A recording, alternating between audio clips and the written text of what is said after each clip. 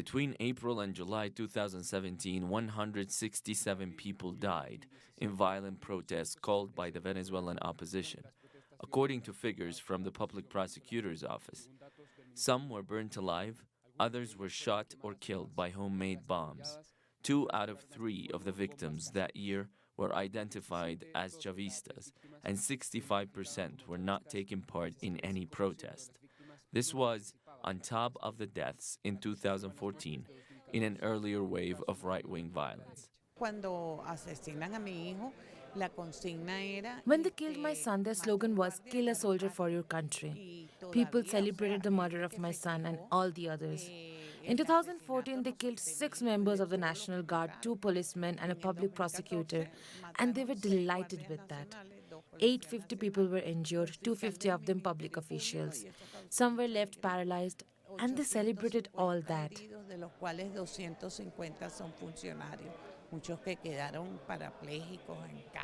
It was these events that motivated one of the first tasks of the Constituent Assembly, sworn in July 2017, to pass a law against hate crimes, which came into force in November 2017. There are cases from 2014 which still haven't reached a final verdict. There are cases from 2017 where the justice system has been slow to deliver justice to the victims and heal our society.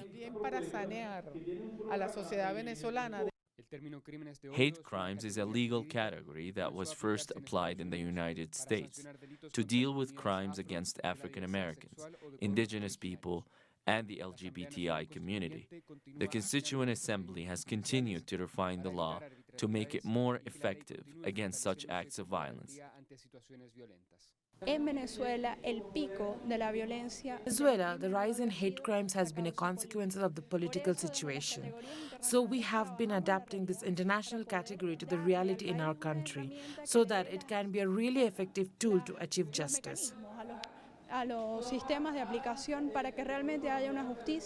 The legislation aims to punish both concrete acts of aggression as well as violent conduct on social media, cyber harassment, and digital persecution. A further stage of dissemination and public education is now beginning in an effort to prevent hate crimes before they occur.